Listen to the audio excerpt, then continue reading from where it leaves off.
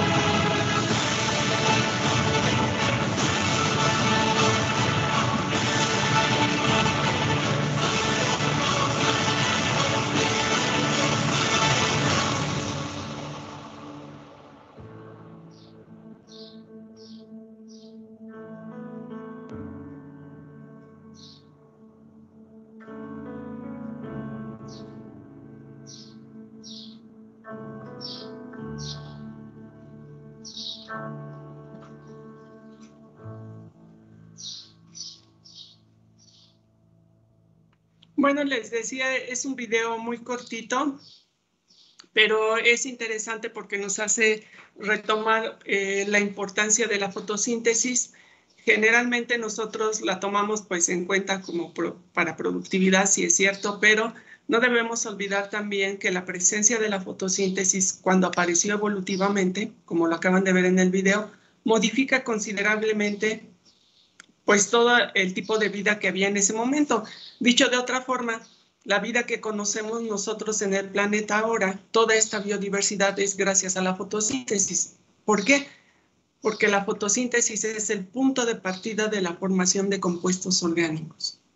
Y esos compuestos orgánicos que se han generado a partir de la fotosíntesis, nosotros lo vamos a ver, el punto de partida los glúcidos y a partir de los glúcidos el resto de compuestos orgánicos, claro, ahora se generan por procesos bioquímicos y rutas metabólicas complejas, pero finalmente el origen está ahí en la formación de compuestos orgánicos glúcidos de partida, ¿no? Y estos glúcidos se han empleado por los diferentes organismos. La biodiversidad no es resultado de la fotosíntesis, la biodiversidad es resultado de la evolución de nuestra molécula de ADN, todo lo que ha evolucionado y las formas de vida que ha creado.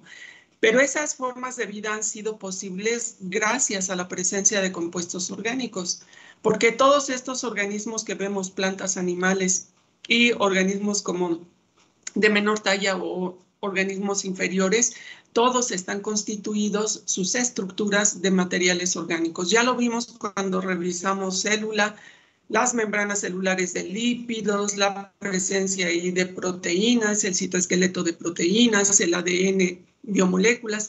Entonces, todas estas biomoléculas van a ser posible de sintetizarse a partir de los compuestos orgánicos. Y entonces, pues toda esta forma de vida que nosotros conocemos se debe a esa presencia de compuestos orgánicos y al otro punto importante de la fotosíntesis que ustedes acaban de ver en el video, que es la producción de oxígeno. El oxígeno, cuando se empieza a liberar por estos primeros organismos fotosintéticos, empieza a modificar drásticamente nuestra atmósfera y permite tener la atmósfera que ahora tenemos y desarrollar el tipo de vida que ahora conocemos, ¿no? Incluidos, por supuesto, nosotros. Entonces, bueno, la fotosíntesis tiene una importancia vital, pues, en toda la biosfera, ¿no? Porque está produciendo compuestos orgánicos para generar biomasa, para generar estructuras del resto de los organismos, y está produciendo oxígeno, porque nosotros vamos a ver después cómo utilizamos esos compuestos orgánicos. Es decir, nos da el alimento y además nos da cómo utilizarlo, porque nosotros somos capaces de oxidarlo, degradarlo por la presencia de oxígeno. Cuando veamos respiración, ahí vamos a ver la segunda importancia de la fotosíntesis, o como productor de oxígeno, por supuesto. Entonces, de manera general, pues la fotosíntesis se lleva a cabo en organismos autótrofos, pero nosotros sabemos que los organismos autótrofos, ¿quiénes son? Las plantas. ¿Y quiénes más? Algunas bacterias, pues, algunos hongos. Fíjense, bacterias sí, algunas bacterias. La fotosíntesis la realizan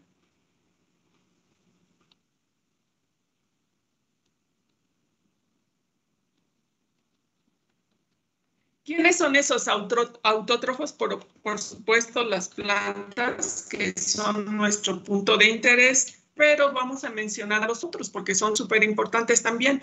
Los otros son, por ejemplo, en todos los cuerpos acuáticos, por ejemplo, los océanos, los ríos, los lagos. El otro grupo importante son las algas. Como nos decía su compañero Rodrigo, algunas bacterias. Entonces, estos organismos autótrofos son importantes. ¿Por qué? Porque, pues ya dijimos por qué, ¿no? Porque van a realizar la fotosíntesis y lo que ello implica.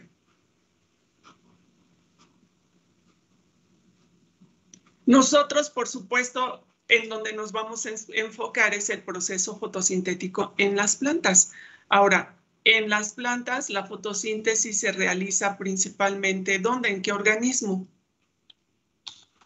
Perdón, órgano. En las cloroplastas.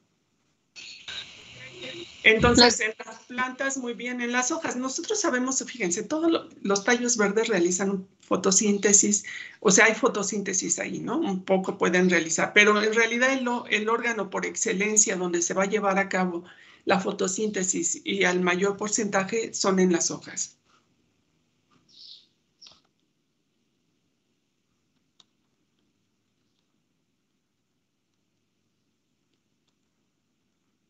Y nosotros ahorita vamos a ver en las hojas si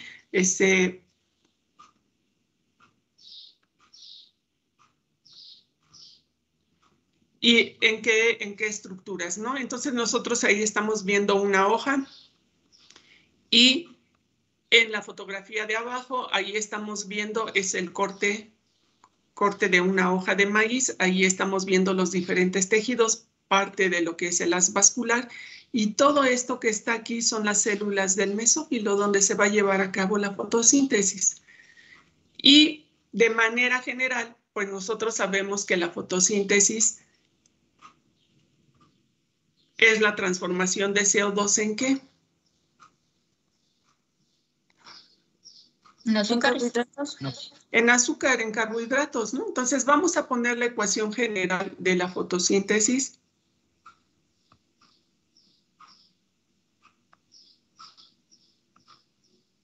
Ecuación general, porque ahorita nosotros vamos a ir viendo que la fotosíntesis implica muchas reacciones de óxido-reducción en un inicio, de reducción al final cuando veamos la síntesis de CO2, y entonces implica una serie de reacciones, pero nosotros siempre resumimos el proceso de fotosíntesis en una ecuación. Por eso decimos, no es la reacción general, es la ecuación, perdón, no es la reacción de la fotosíntesis, es la ecuación general de la fotosíntesis. Y entonces implica CO2. ¿Qué más se requiere para la fotosíntesis? Pues agua.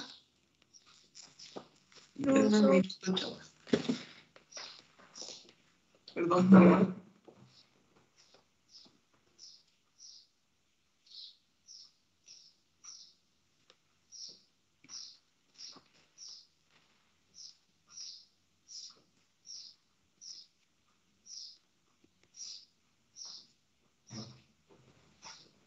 Bueno, entonces les decía, ¿qué se necesita? Pues se necesita CO2, se necesita agua, donde estoy.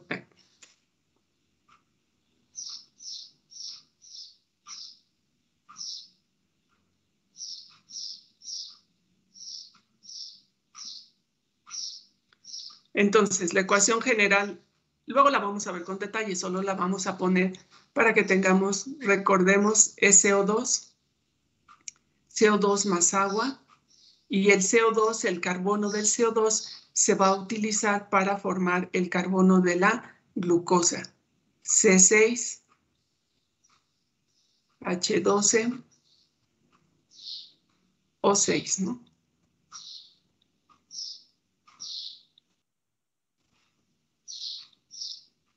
Luego vamos a ver que en realidad la primera azúcar que se forma es una triosa, no es glucosa, ¿no? Pero ponemos de punto de partida la glucosa. Finalmente es en lo que se va a transformar esa triosa. Y el otro producto importante que decíamos, el oxígeno, que se va a ir a la atmósfera. Y bueno, aquí, obvio, la parte también importante del ambiente, pues es la luz. Y entonces, pues eso podemos decir que es la ecuación general, y nosotros vamos a ver cómo se lleva a cabo ese proceso bioquímico para producir glúcidos, ¿no? Y bueno, entonces, como estamos diciendo que las plantas producen estos compuestos orgánicos y que son los puntos de partida del resto, pues entonces hablamos que son importantes, son productores primarios que generan esta materia prima. ¿Por qué materia prima? Pues porque a partir de la glucosa, que es un compuesto orgánico, se va a generar el resto de compuestos orgánicos.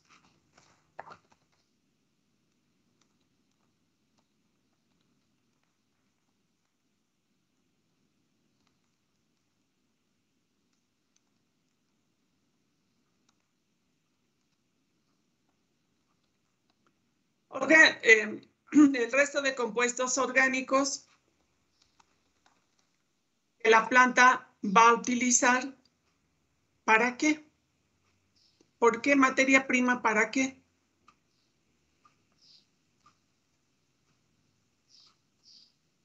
Cuando pongo que la glucosa es la materia prima porque es punto de partida del resto de compuestos orgánicos, ¿y por qué es la materia prima?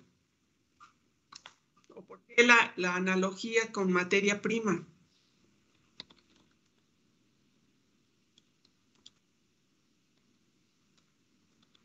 Para la producción de sus alimentos.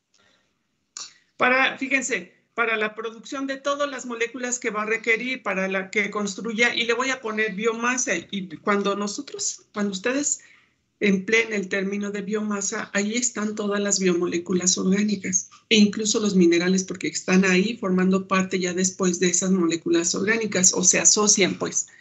Entonces, cuando nosotros decimos biomasa, pues ya inmediatamente pensamos biomasa, pues son lípidos de membrana, son proteínas de membrana, son glúcidos de pared celular. Esa es la biomasa, ¿de acuerdo? Biomasa que va a formar todos los frutos, biomasa que va a formar todo el cuerpo de la planta, todo el cuerpo del animal. Por eso es la materia prima, porque para formar esta planta requiero un montón de compuestos orgánicos, ya lo vimos cuando hablé de células y demás. Entonces, esa biomasa le va a servir, perdón, esa materia prima, esos compuestos orgánicos le van a servir para construir biomasa y desarrollo. Entonces, para construir biomasa y cuando hablamos de desarrollo, cuando lleguemos a desarrollo, vamos a ver que desarrollo implica no solo crecimiento, sino todos los cambios que se dan, ahí incluida cuando empiezan las estructuras reproductivas, es decir, todo el ciclo de vida de la planta. Y entonces estos compuestos orgánicos, cuando digo desarrollo, significa crecimiento, significa diferenciación, significa incluso mantenimiento. Muchos de los compuestos orgánicos ya no son solo necesarios para que la planta crezca, sino para mantenerla viva, ¿no? Para mantener el metabolismo. Entonces, para eso se requieren los compuestos orgánicos.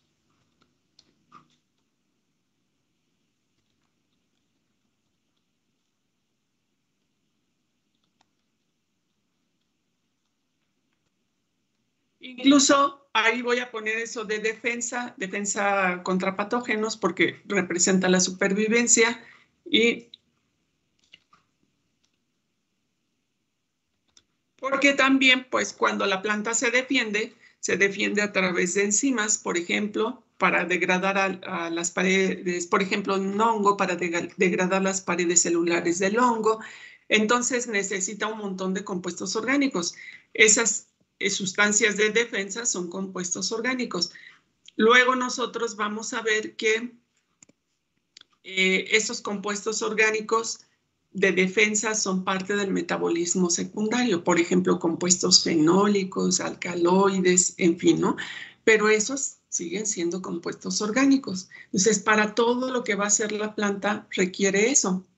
Ahora, bueno, es materia prima para la propia planta, pero también es materia prima para nosotros los animales, porque nosotros ya consumimos compuestos orgánicos, ya no consumimos compuestos inorgánicos, de tal forma que nosotros podemos hablar nuevamente de los autótrofos y de los heterótrofos.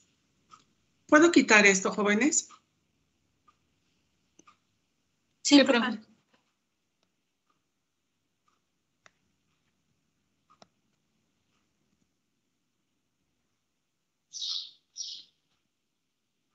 Y entonces, bueno, los autótrofos son importantes porque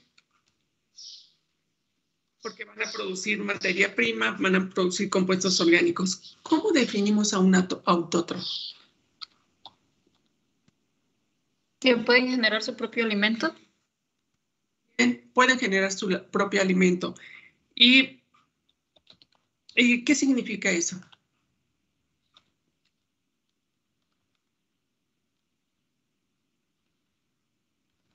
Que tiene la capacidad de transformar las moléculas inorgánicas a orgánicas, ya como había mencionado anteriormente, para producir a partir de esos compuestos orgánicos ya los demás. Muy bien, ¿escucharon a su compañera?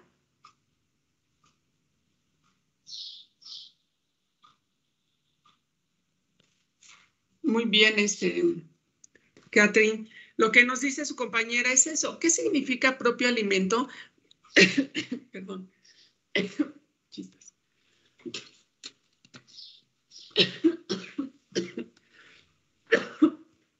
Ay, perdón, jóvenes. Su propio alimento significa construcción de compuestos orgánicos, porque son los compuestos orgánicos que le va a ayudar, como dice su compañera, y ya lo mencionamos, a formar biomasa. Pero entonces autótrofo significa la capacidad de transformar efectivamente, la capacidad de tomar del medio elementos inorgánicos y transformarlos a orgánicos. Ese es construir su propio alimento y ese es un autótrofo.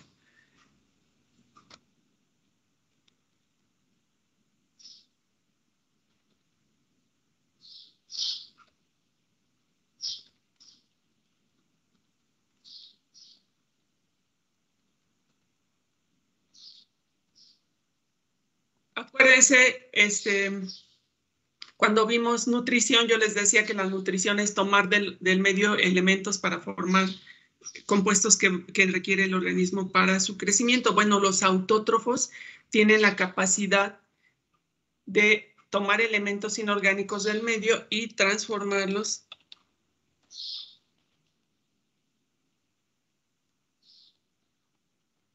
porque pues el resto de no todos los organismos tienen esa capacidad, ¿no?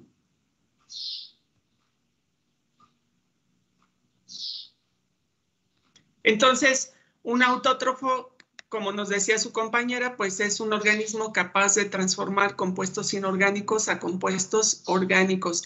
Y un heterótrofo en ese mismo sentido.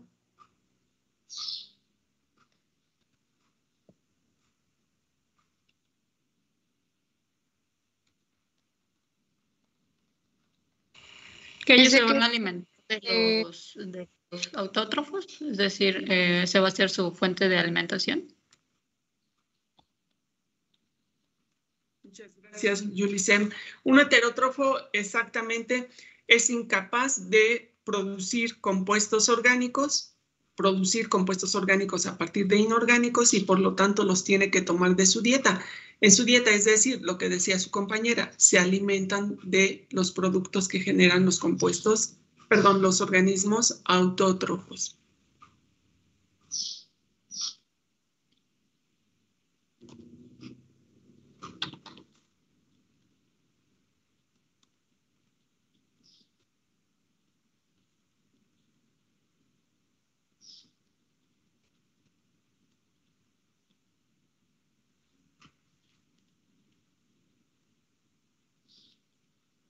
Es decir, ellos no pueden tomar del medio inorgánicos y transformarlos a orgánicos.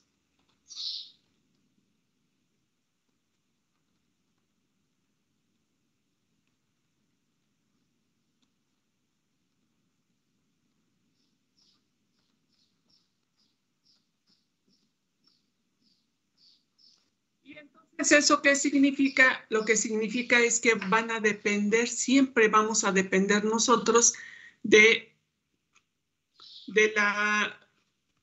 la capacidad de los autótrofos para producir compuestos orgánicos. Todos los heterótrofos somos aquellos que necesitamos consumir ya directamente compuestos orgánicos y los vamos a transformar. Por ejemplo, nosotros nos comemos un bistec, por ejemplo, de carne de cordero, nos comemos carne de cordero, vamos a consumir la proteína, con los aminoácidos que el cordero decidió para, bueno, su metabolismo para formar ese músculo, nosotros lo vamos a consumir, lo vamos a digerir, vamos a liberar los aminoácidos y vamos a construir a partir de ahí nuestras propias proteínas. Es decir, nosotros hacemos transformaciones dentro de nuestro organismo, pero nuestro punto de partida para formar todas esas biomoléculas son compuestos orgánicos. Esa es la diferencia con los autótrofos. Los autótrofos van a construir proteínas, vitaminas, minerales, minerales, olvídenlo, vitaminas, ácidos nucleicos, aminoácidos, igual que nosotros. La diferencia es que los autótrofos tomaron de inicio compuestos inorgánicos y empiezan a desencadenar toda la síntesis de orgánicos. Y nosotros de inicio tenemos que tomar compuestos orgánicos. De ahí la superimportancia de la presencia de autótrofos en nuestra biosfera, ¿no? Y entonces, como nosotros dependemos de ellos y como los autótrofos son los que van a introducir de inicio los compuestos orgánicos al ecosistema o a la biosfera, como lo quieran ver, por eso decimos que las plantas son, junto con los otros autótrofos, son productores primarios, ¿no? Entonces, las plantas son productores primarios, ¿por qué? Porque son los que producen compuestos orgánicos a partir de inorgánicos y luego ya a partir de ahí se desarrollan todas las cadenas tróficas y ya cada organismo va a ir haciendo sus propias transformaciones. Ustedes saben que, por ejemplo, hay proteínas que son específicas de una especie, que no todas las especies la producimos, pero el punto de partida fueron los compuestos orgánicos, ¿de acuerdo?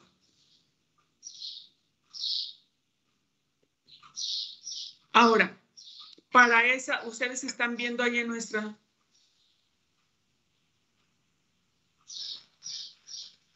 el esquemita, que ya por ahí luego verán en otras materias, todas estas cadenas tróficas y cómo fluye la energía, mucha energía, ustedes están viendo aquí cuánta energía se está generando, mucha de esa energía pues se va acumulando en la biomasa de los organismos y para el metabolismo y mucha energía de esa energía que se produce con el metabolismo se va a liberar en forma de calor, ¿no?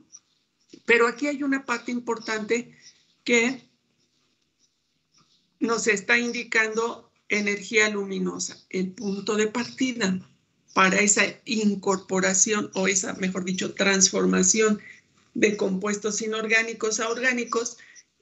Uno de los puntos importantes pues es la energía luminosa, porque si no hay la energía luminosa vamos a ver que es el que desencadena este proceso de producción de compuestos orgánicos a partir de inorgánicos.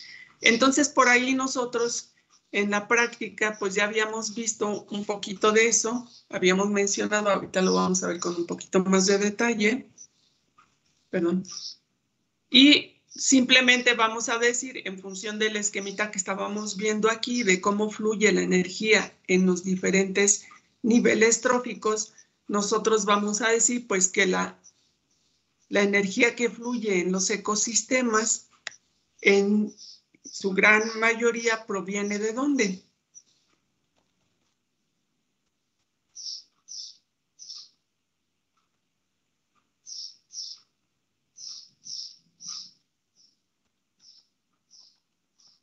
¿De la luz solar? Pero ya en el ecosistema. Fíjense, otra vez regreso. Luego a lo mejor, ustedes creo que ven ecología, si tienen ecología. Fíjense, nosotros hablamos de energía, si empezamos con una energía luminosa, ¿cierto?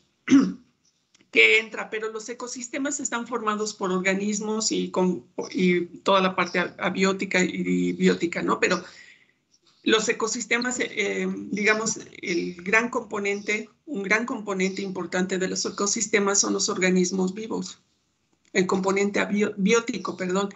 Entonces, esa energía fluye a través de los organismos. Y esa energía que fluye a través de los organismos sí tiene una parte importante. No se genera toda de la luz la luz es punto de partida importante, pero otra forma de generar energía, de fluir la energía, es a través de los mismos compuestos orgánicos. Los compuestos orgánicos tienen energía. Entonces, esa energía, fíjense, aquí les dice energía almacenada como biomasa. Porque nosotros vamos a ver, por ejemplo, la glucosa tiene tanta energía que la utilizamos en respiración y la liberamos como ATP. Entonces, claro que una parte súper importante viene directa como energía solar, pero ¿cómo se va a ir fluyendo en los ecosistemas a través de los organismos como compuestos orgánicos, también como biomasa?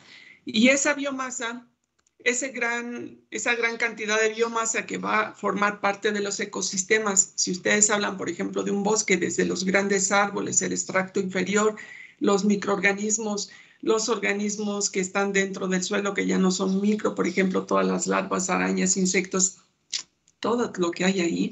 Entonces, la gran cantidad de energía que fluye en los ecosistemas proviene también de la fotosíntesis, ¿cierto?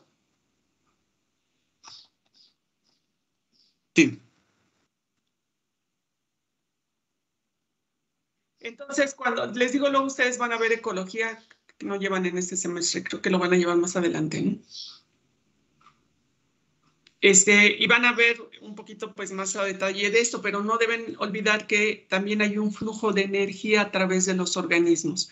Flujo de energía que se genera a través de la misma biomasa y que eso va a generar energía. Ustedes lo acaban de ver en el esquema anterior. El metabolismo con toda esa biomasa que se tiene va a generar incluso liberar calor, pero va a ir generando energía a los siguientes niveles, ¿no? Y entonces por eso decimos que una buena parte de esa energía, un enorme porcentaje de esa energía proviene de la fotosíntesis.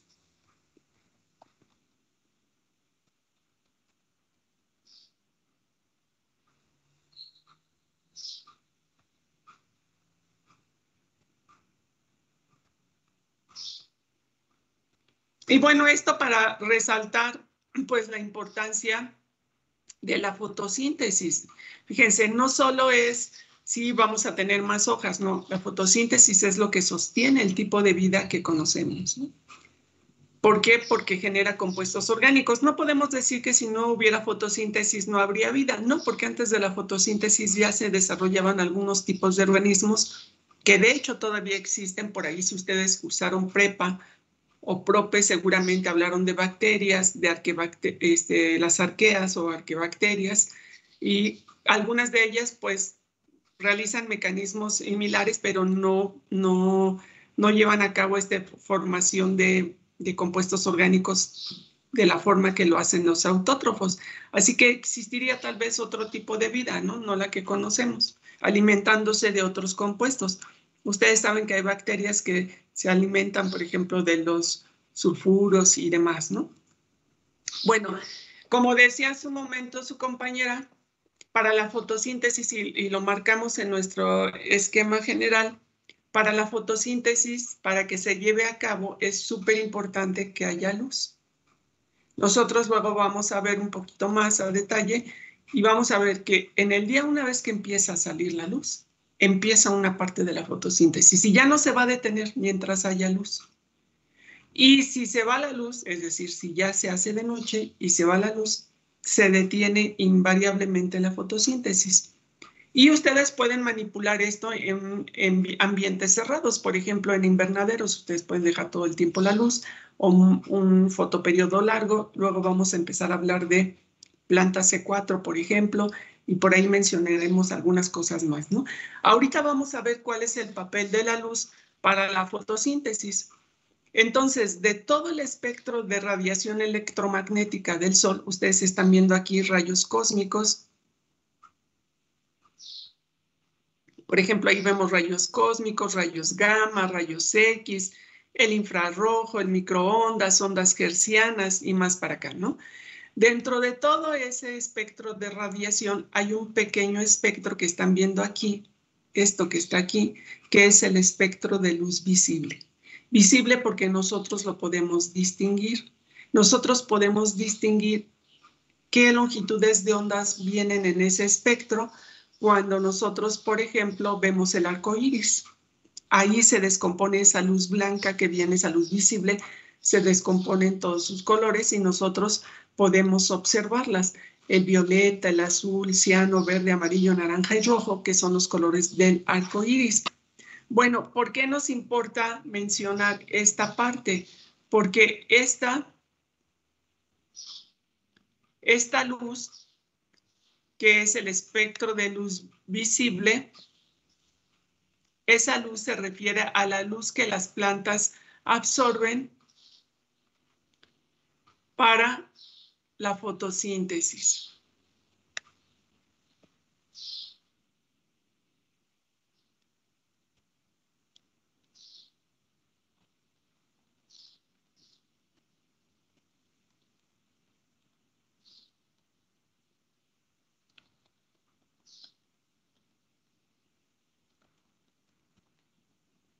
Entonces, esta fracción del espectro de radiación solar es la que las plantas utilizan.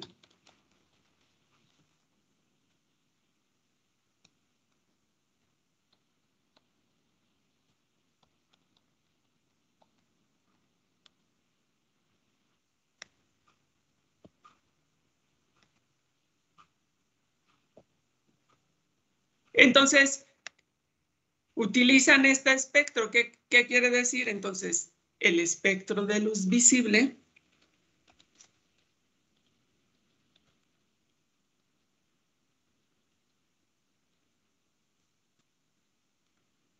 equivale a la radiación fotosintéticamente activa, es decir, a la radiación que le sirve a la planta para hacer fotosíntesis.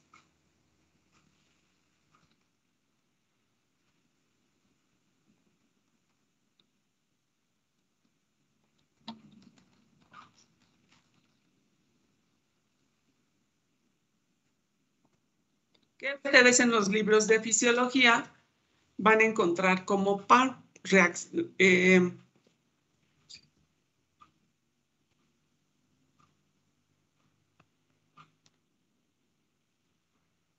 ustedes van a encontrar como par radiación fotosintéticamente activa.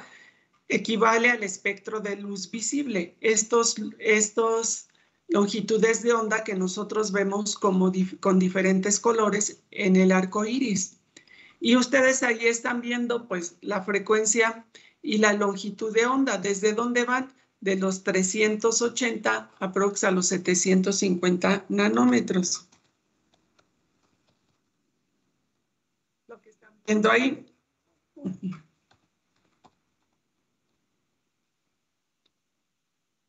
Nanómetros, ¿no?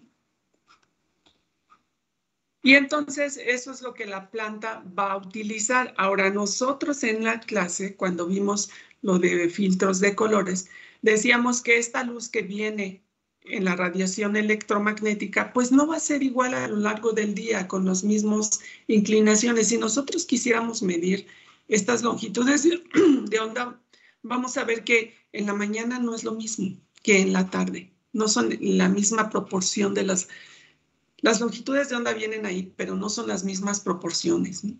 Como cuando está en el cenit, no son las mismas proporciones. Entonces, puede variar esto y la cantidad de luz también que venga. Para la fotosíntesis no solo va a influir el tipo de longitud de onda, es decir, el color que ya habíamos dicho en la práctica. Dentro de la luz podemos mencionar que hay 4 factores importantes de la luz para las plantas: la calidad, la cantidad, la duración y la dirección. Eso es lo que decíamos, ¿no? La calidad, ¿a qué se refiere? A la longitud de onda, y ahorita vamos a ver por qué la longitud de onda es importante, porque va a haber alguien que reciba esas longitudes de onda. Y ustedes ahora van a ver que bueno que no han hecho la discusión del experimento, pero ahora vamos a ver por qué varía esta longitud de onda y algunas son más eficientes que otras para la fotosíntesis. Bueno, entonces esa calidad se refiere al color, al tipo de longitud de onda. Luego la cantidad es cuánta luz está recibiendo. Nosotros vamos a ver una vez que ya sepamos cómo es el proceso de fotosíntesis, vamos a ver que la fotosíntesis, obvio, va a depender de cuánta luz esté llegando. Por ejemplo, si está nublado, pues va a llegar menos luz, va a disminuir la tasa de fotosíntesis. Por ejemplo, en la mañana hay poca luz, disminuye la tasa de fotosíntesis, es muy poquita. Vamos a ver, por ejemplo, ya cuando veamos factores que afectan la fotosíntesis, que en la mañana la tasa de fotosíntesis es bajita. Va aumentando la luz y la fotosíntesis va aumentando hasta un cierto punto. Y entonces la cantidad de luz que reciba es importante. Y eso ustedes, por ejemplo, en cultivos abiertos, pues no lo pueden modificar. ¿Por qué? Porque dependerá de las condiciones ambientales.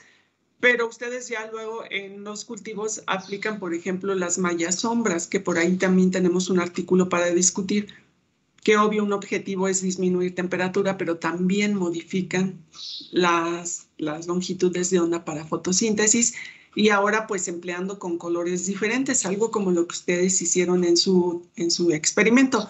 Eso luego también lo vamos a ver y lo vamos a discutir en un artículo que está por ahí, ¿no?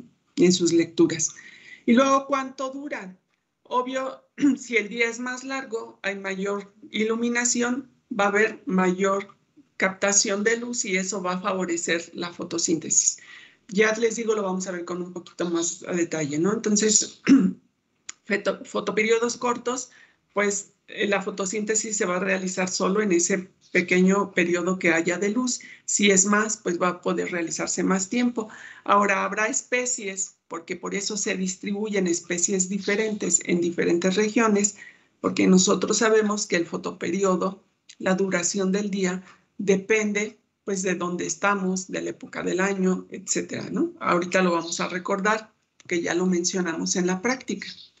Y luego la dirección, porque les decía hacia dónde se va dirigiendo el sol y a lo largo del día, pues no va a haber la misma incidencia de cantidad, longitud y sobre todo eso de la luz y eso va a modificar también la tasa de fotosíntesis.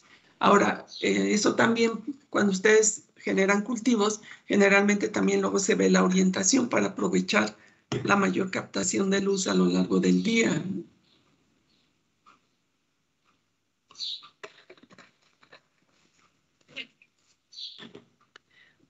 Bueno, entonces eso con respecto a la luz. Y nosotros decíamos, cuando hicimos la práctica, que estos factores varían en función de ¿qué?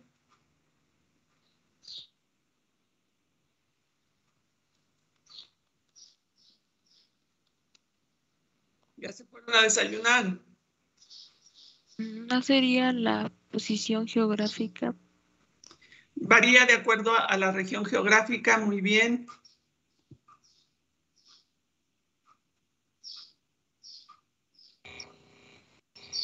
¿A las condiciones climáticas, profe?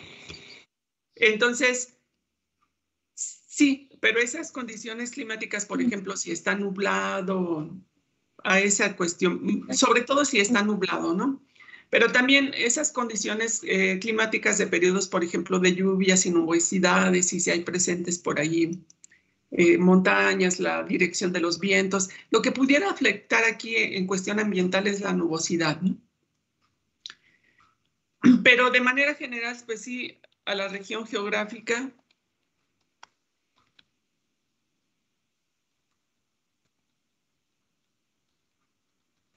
Me da mucho gusto que lo recuerden, porque ya lo habíamos visto en la práctica.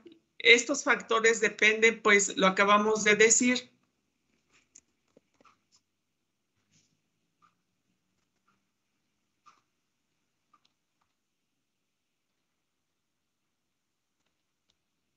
De dónde estamos ubicados, por ejemplo, región geográfica, estaríamos hablando de latitud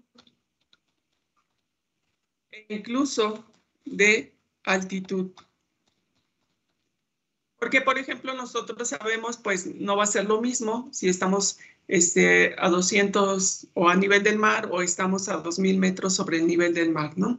La radiación que esté llegando no va a ser la misma Y también si estamos en el centro del Ecuador o si nos alejamos del centro, pues la radiación geográfica, perdón, la radiación no va a ser la misma, la duración del día no es el mismo, la cantidad de luz que estamos recibiendo no es la misma y por supuesto la dirección tampoco va a tener el mismo ángulo de proyección de luz sobre la superficie, ¿no? Entonces la región geográfica, muy bien. La otra cuestión también, ¿qué es? Pues lo acabo de decir, a lo largo del año pues no va a ser lo mismo.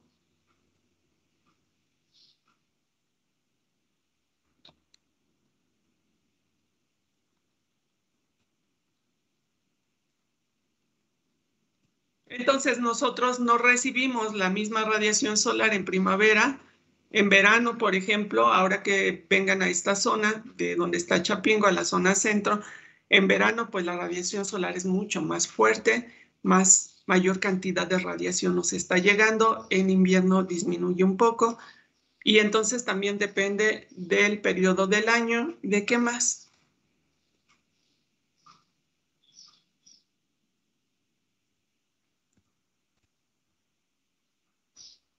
¿De qué más? Por ahí, ¿de qué más? ¿No? Ya lo habíamos comentado. Ahí le ponen el de qué más. Entonces, va a variar dependiendo dónde estemos, dependiendo de la estación, dependiendo, obvio, también de lo que dure, ¿no? La duración del día también. Entonces, bueno, ¿quién se va a encargar en la planta de recibir la luz? Entonces, en la planta hay moléculas especializadas que se encargan de recibir la luz.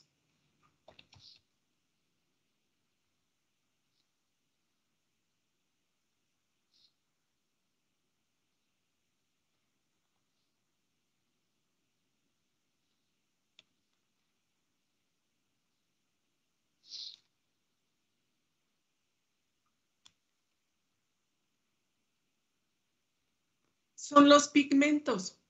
En este caso, pues hablamos de pigmentos fotosintéticos.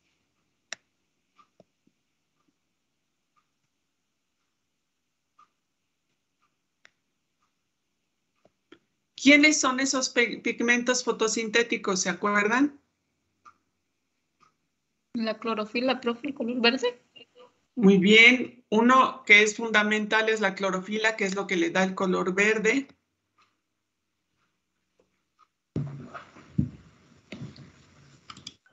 Los carotenoides. Plastos, ¿no? Muy bien. ¿Quién me habló? ¿Quién me está hablando? Porque a su compañera Yulisem le reconocí la voz, pero ¿quién me dijo carotenoides?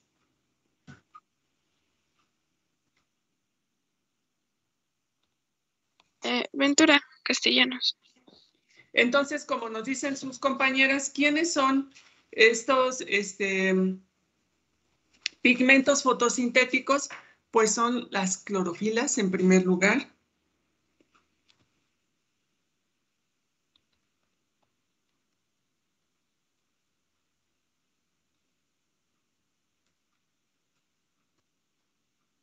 Y los carotenos, ¿no?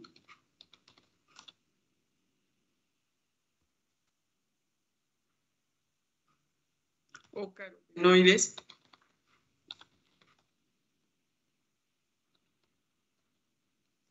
Que de acuerdo a sus clases de bioquímica, ustedes vieron lípidos y saben que los carotenoides, las xantófilas,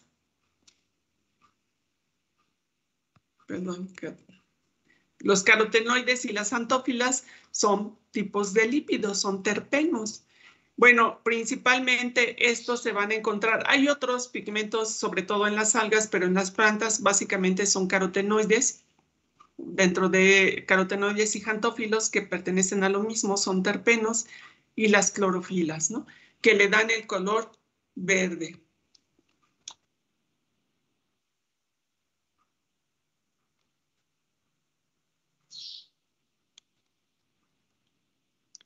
Y aquí en el caso de los carotenoides Y los carotenos en sí son colores amarillo, naranja y un poco el marrón. Por ahí las xantófilas, ¿no? Entonces, bueno, no los vemos, ¿por qué? Porque el pigmento dominante, por ejemplo, aquí en las hojas es la clorofila. Y ustedes sí han visto, por ejemplo, aquí en México no es muy común, pero sí lo han visto en fotografías y demás, cómo hay lugares donde los árboles empiezan a cambiar sus hojas de verde y se empiezan a hacer amarillas, naranja, marrón. ¿Por qué? Porque empieza el proceso de senescencia y en el proceso de senescencia se empieza a degradar primero clorofila y los demás pigmentos ahora sí se hacen evidentes y por eso vemos esos cambios de color. Y cuando la clorofila es dominante, pues la vamos a ver verde. Entonces, estos pigmentos se encargan de recibir propiamente la luz. Ahora, nosotros vamos a ver ahorita una pequeña grafiquita que nos va a mostrar cómo es esto, o cómo se absorbe o quién absorbe. Dejen un espacio ahí en sus apuntes y pueden tomar una captura de pantalla o yo les pongo la grafiquita ahí en archivos para que lo vean. Fíjense, aquí tenemos el espectro, por ahí decíamos 380 y estamos 380 a 750 y nosotros vemos que este es todo el espectro de luz. Vemos los pigmentos, los carotenoides, las clorofilas. Y ustedes observan, por ejemplo, dentro de las clorofilas, aquí en las plantas hay clorofila A, hay clorofila B, hay otros tipos en bacterias, pero aquí estamos viendo que la clorofila, por ejemplo, la clorofila A tiene un pico de absorción importante por ahí en los 400 y algo. Tiene aquí en la zona de los azules, es decir, la luz azul. De la luz azul va a absorber una muy buena cantidad la clorofila A, eso significa. Y luego tiene otro pico, por ejemplo, aquí tiene un poco, entonces absorbe estos dos picos, absorben la zona del violeta y de los azules, sobre todo en los azules, y luego vamos a ver que no absorbe en los verdes, en los amarillos, pero tiene otro pico de absorción importante en los rojos. Si nosotros viéramos y dijéramos entonces, ¿qué luz es importante para este tipo de clorofila? O dicho de otra forma, este tipo de clorofila, ¿qué tipo de luz va a absorber preferentemente? Pues en la región del azul y en la región del rojo. Si nosotros ponemos filtros azules y filtros rojos, estamos favoreciendo la absorción de luz para este tipo de pigmentos. Luego vamos a ver dónde se encuentra principalmente la clorofila A y dónde la B. Y vean, la B absorbe preferentemente también en los azules, tiene un pico de absorción importante en el azul y un pico de absorción también importante en los rojos. Ambas absorben en los rojos y en los azules. Y luego vean, por ejemplo, los carotenoides.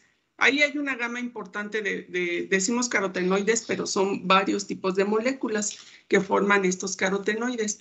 Y ellos absorben, pues sí, un poco, por ejemplo, ahí están viendo en el azul, absorben en el azul y absorben también un poco. Ya he iniciado, por ejemplo, aquí entre el azul un poquillo, ahí los verdes, obvio, no van a absorber entre los rojos, naranjas, porque si se acuerdan que, por ejemplo, nosotros vemos a la clorofila verde, la vemos verde porque es el color que refleja, el verde. Y si refleja el verde, quiere decir que no absorben el verde, absorben las demás excepto el verde. Si nosotros vemos el rojo, por ejemplo, si nosotros vemos los carotenoides y decíamos algunos son rojos, naranjas, si es rojo, ¿qué quiere decir? Que no absorbe el rojo y lo refleja, por eso vemos el color. Entonces refleja el rojo, puede absorber en cualquier otra longitud de onda excepto el rojo. Si el pigmento es amarillo, no va a absorber en el amarillo. Si el pigmento es azul, no va a absorber en el azul.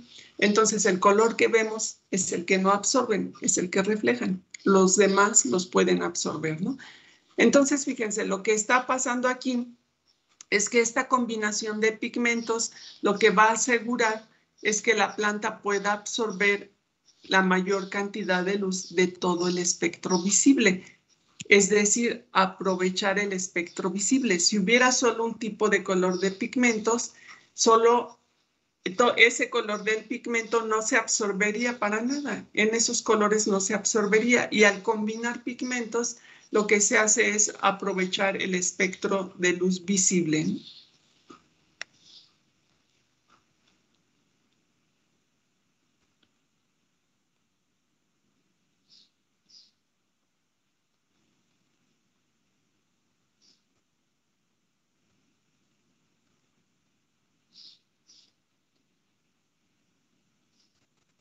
Entonces, absorben en diferentes longitudes de onda, aprovechando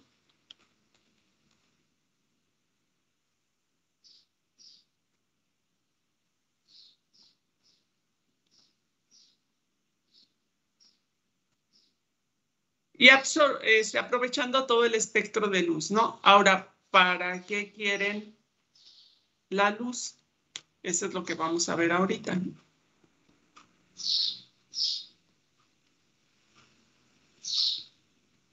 Entonces, ustedes por ahí en sus clases de prepa ya vieron de manera general que la luz tiene 2 etapas. La podemos dividir nosotros, la planta nunca la divide, pero nosotros sí, para cuestiones de estudio siempre clasificamos, dividimos y demás. Entonces, la dividimos en 2 etapas. Uno que tiene que ver con la fase fotoquímica, y ya no vamos a decir, aquí ya no van a emplear la de dependiente de la luz, y la fase oscura y la fase luminosa. Ya no vamos a emplear esos términos porque no son al 100%, se apega a lo que dice el término, ¿no? Entonces vamos a emplear términos un poco más apropiados y vamos a decir que la fotosíntesis tiene 2 etapas, la fase fotoquímica o reacción de Hill y el ciclo de Calvin, ¿no? Que seguramente sí lo han escuchado y ustedes están viendo ahí. No escriban, no pongan el esquema, nosotros lo vamos a desarrollar de manera un poquito más específica. Solo es para recordar, la fotosíntesis tiene 2 etapas, la reacción de Hill y el ciclo de Calvin. Y a lo mejor ustedes ya pues han escuchado un poco o se acuerdan un poco de esto, ¿no? ¿Sí se acuerdan?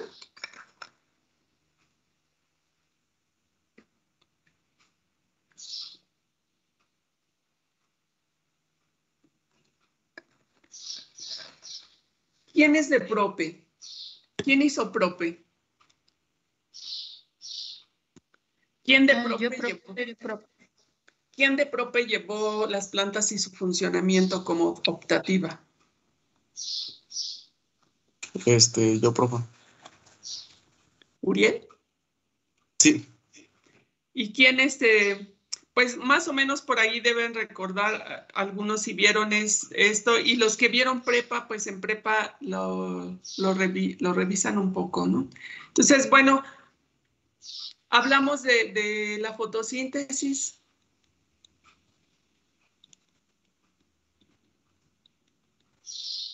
¿Con quién llevaste las plantas y su funcionamiento? Con el profesor Martín Gaona Ponce, algo así, del centro de Uruse, Tabasco. Ok, muy bien. Ok, entonces por ahí le va a servir un poco de ir recordando algunas cosas, ¿no? Entonces, fíjense, la fotosíntesis, dijimos, se lleva de manera general en las hojas. Y nosotros vamos a ver la estructura general de la hoja y la vamos a ver ahorita, y después, cuando terminemos el primer proceso de fotosíntesis, vamos a comparar la anatomía de la hoja que voy a poner ahorita, que es la anatomía de una hoja C3. Ahorita simplemente la voy a poner de manera general y vamos a ver cómo desde el punto de vista también de la anatomía de la hoja se modifican también las formas de asimilar CO2, ¿no? De hacer fotosíntesis. Bueno, entonces nosotros sabemos o dijimos que el órgano por excelencia, no el único, pero por excelencia es la hoja.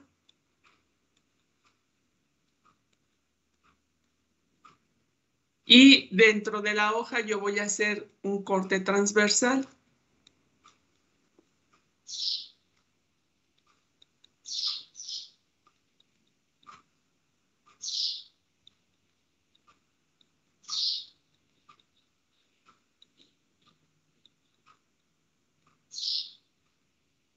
Y entonces, ¿qué vamos a ver? Vamos a ver en la superficie, pues, células, perdón por cómo dibujo.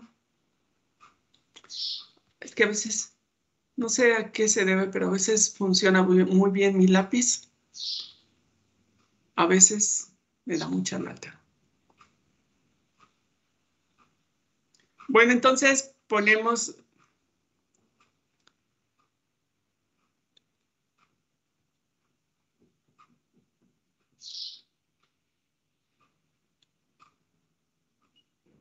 las células del epidermis. Muy bien, ustedes lo hacen más bonito.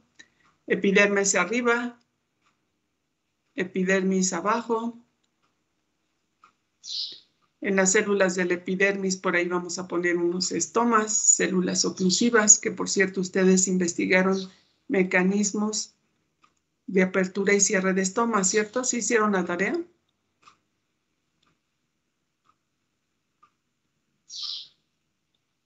Sí, profa. Muy Sí. bien, entonces hay células, bueno, aquí es la epidermis.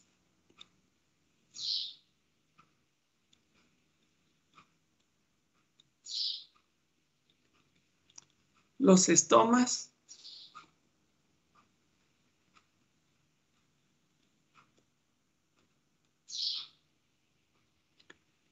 Por aquí vamos a poner de manera general un haz vascular.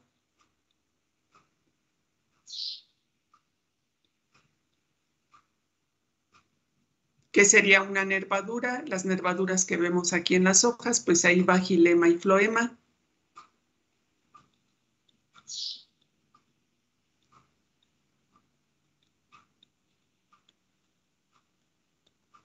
Y vemos las células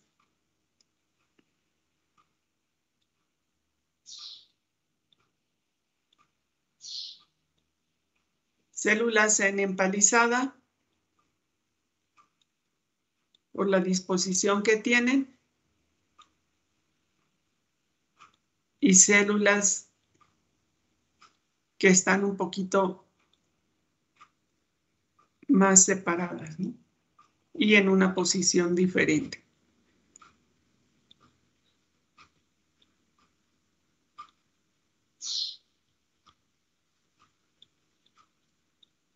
Bueno, estas células tienen un montón, todas estas células que están aquí tienen un montón de cloroplastos. Muchos cloroplastos, ¿no? Yo solo se los voy a dibujar algunos.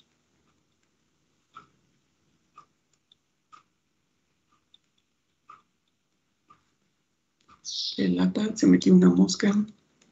Cloroplastos. Entonces, bueno, a esta parte, toda esta parte le decimos mesófilo. Toda esta parte es parénquima.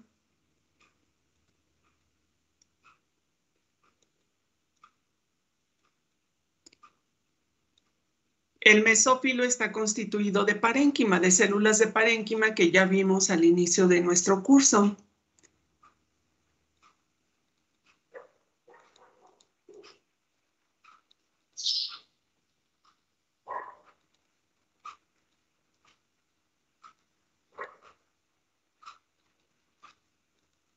Y entonces ese es parénquima en empalizada por la disposición de las células y este es parénquima esponjoso, igual por la disposición de las células porque hay espacios, ¿no? Como el corte de hoja que les mostraba hace un rato del maíz, que se ven las células separaditas.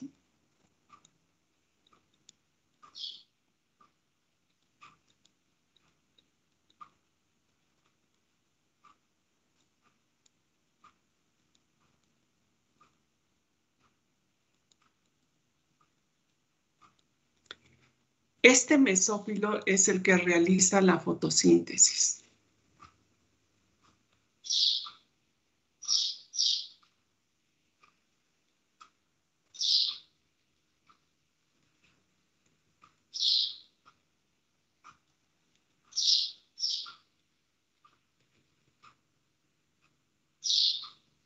¿Y por qué realiza fotosíntesis? Porque sus células tienen un montón de cloroplastos.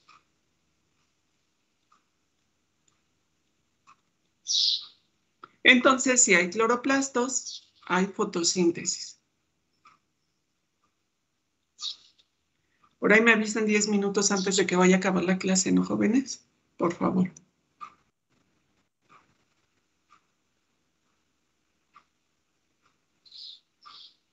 Entonces, bueno, ahí está la hoja, ahí podemos ver de manera general dónde se lleva a cabo. Bueno, la fotosíntesis se lleva a cabo en el mesófilo, en las células del mesófilo, las cuales cuentan con muchos cloroplastos, ¿de acuerdo? Ahora, si nosotros vemos el cloroplasto de cerca, entonces, ¿puedo mover la pantalla?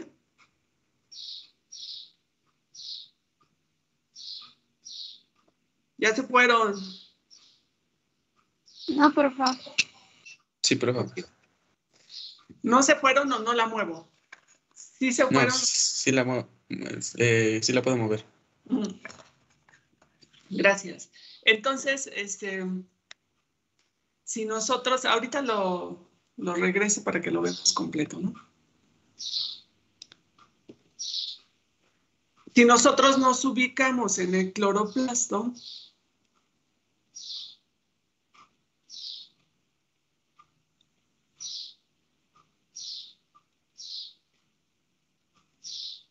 sabemos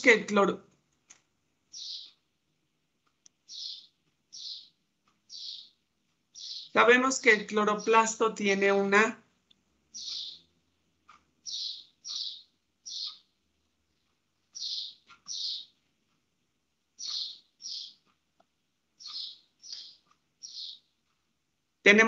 tiene una doble membrana, ¿no?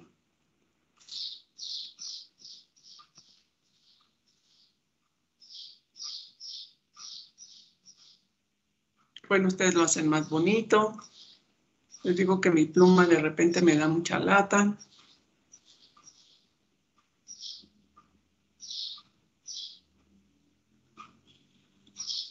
Y bueno, entonces, membrana externa.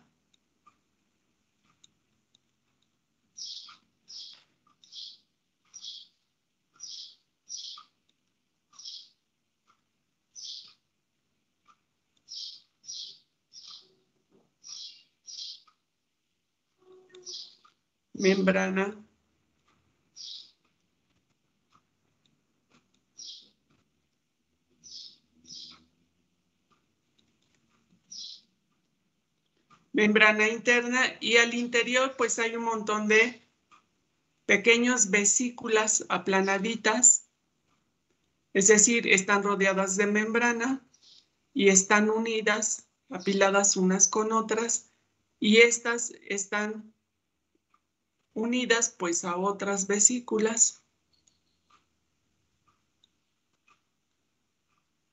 Y así podemos encontrar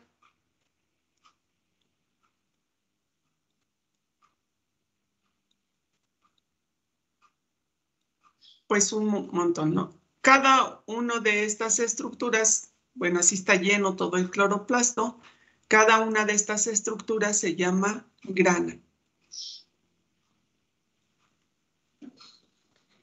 Y uno solito de estos se llama tilacoides.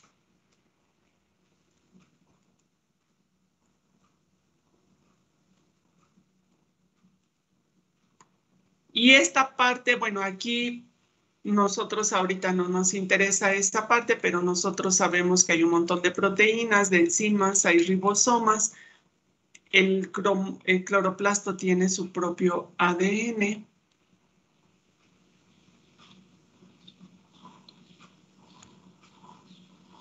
Y esta parte de aquí se llama estroma.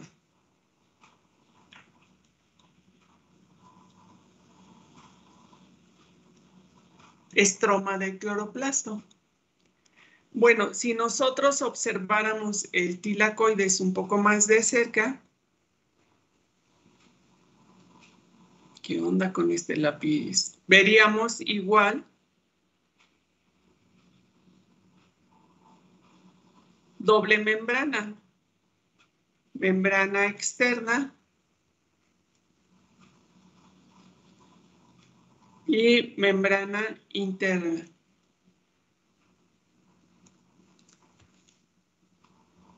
Y aquí, jóvenes, en esta membrana interna,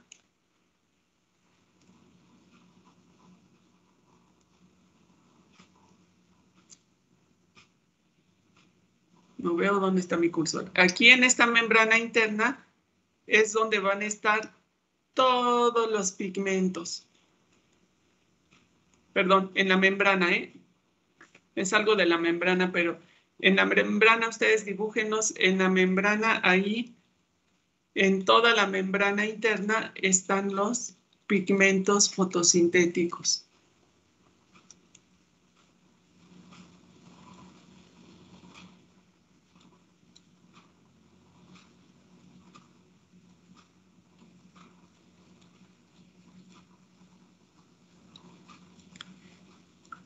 Un poquito más adelante vamos a ver cómo están organizados estos pigmentos fotosintéticos. No están al azar.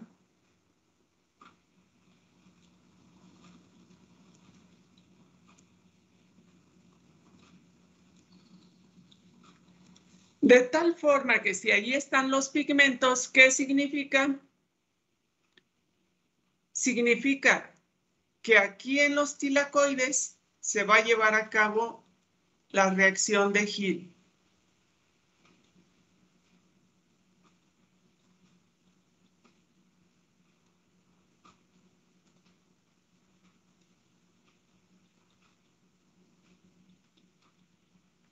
Y que aquí en el estroma se va a llevar a cabo, bueno, lo voy a poner aquí para que no se confunda. De aquí se va a llevar, es lo mismo, pero para que no vaya a haber confusión.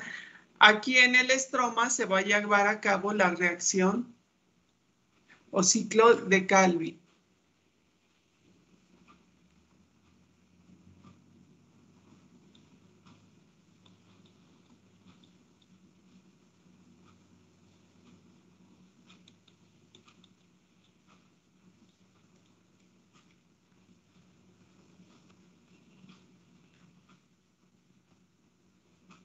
Entonces, viendo la estructura del cloroplasto, vamos a ver que después les voy a pasar un video y ahorita les muestro un esquema. Ahí en el cloroplasto hay un montón de tilacoides apilados con un montón de clorofilas y con un montón de carotenoides. Y ahí en esos tilacoides es donde se va a llevar a cabo la reacción de Hill, en los tilacoides.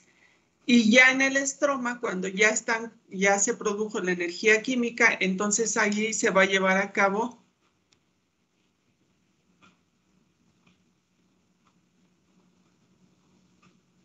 el ciclo de Calvi, ¿no? Entonces ahí tienen en la hoja, en el mesófilo, en cada una de esas células y dentro de esas células, en cada uno de esos cloroplastos, y dentro de esos cloroplastos, en cada uno de los tilacoides, se va a estar llevando a cabo la absorción de luz, y ya dentro de los estromas del cloroplasto se va a estar llevando a cabo ciclo de Calvin, es decir, se va a estar produciendo glucosa a partir de CO2.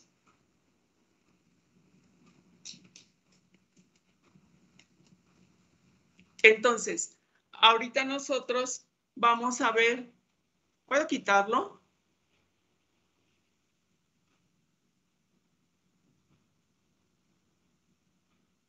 Su Sí, gran profesor. silencio me dice que sí.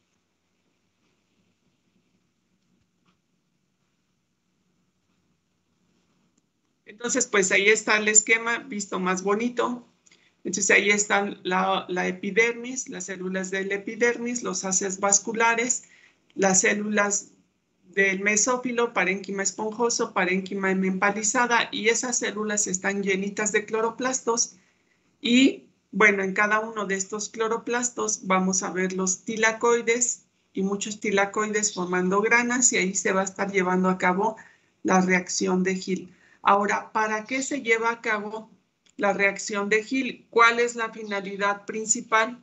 de que se lleve a cabo esta reacción de Hill. Ahí ustedes están observando de manera general en el tilacoides, la membrana del tilacoides.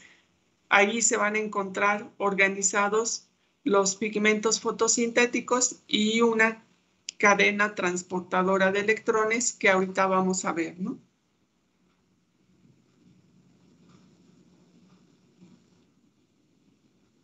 Profe, ya solo profesora. quedan los 10 minutos. Muy bien, muchas gracias. Entonces ya nada más vamos a escribir aquí cuál es la finalidad de la reacción de Hill. Y en la siguiente clase vemos cómo se lleva a cabo todo el proceso y ya vemos algunos detalles interesantes sobre eso. Y les voy a mencionar algunas características de los inhibidores del transporte de electrones, que es con la que funcionan muchos herbicidas, por ejemplo, ¿no? Pues nada más voy a escribir eso de la finalidad de la reacción de Hill. Bueno, no, mejor nos regresamos a... Me tardo más aquí, ¿no? Entonces, ¿para qué se lleva a cabo la reacción de Hill? ¿Cuál es la finalidad? Es transformar energía solar en energía química.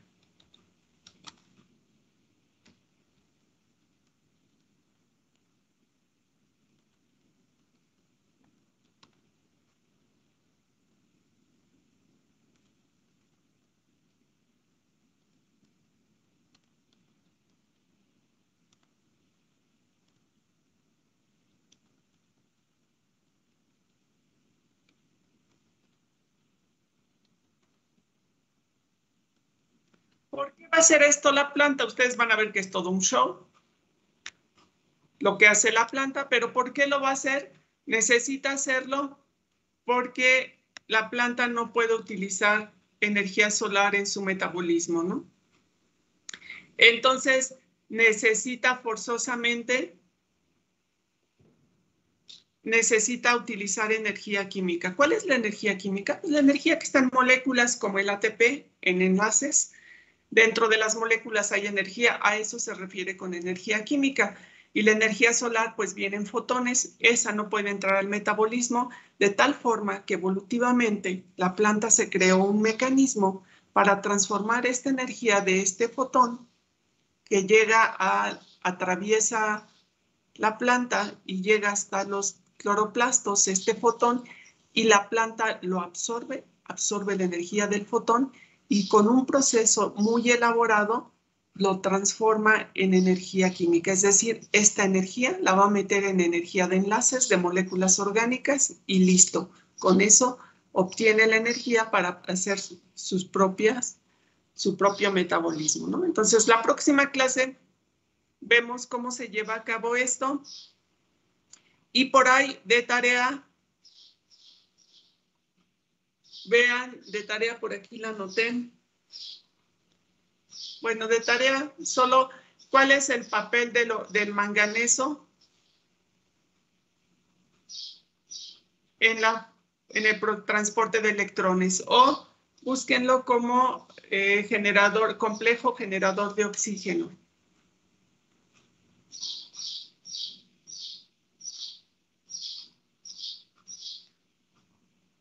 Bueno, ya no lo escribo, pero anótenlo. Complejo generador de oxígeno. Por ahí, solo para resaltar la importancia de un mineral, porque ya vimos nutrición mineral en la fotosíntesis. Luego voy a mencionar de otros, ¿no? Entonces, bueno, jóvenes, sean felices, tengan buena mañana. Nos vemos, primero Dios, el próximo lunes, ¿no? Hasta luego, profe. Gracias, profe. Hasta luego. Que estén bien. Gracias, profe.